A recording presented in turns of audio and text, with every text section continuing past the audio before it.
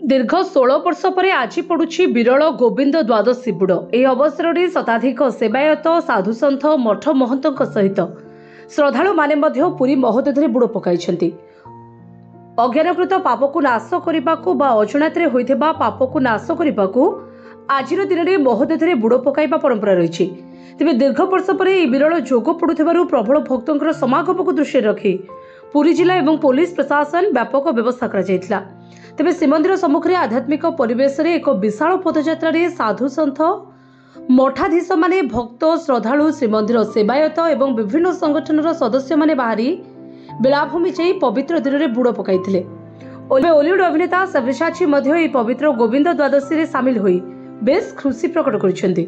सेबळे सुरक्षित स्नान को दृष्टि रखी बेलाभूमि रे पर्याप्त परिमाणर अग्निशम विभाग एवं लाइफ गार्ड मुतयन होइथिले।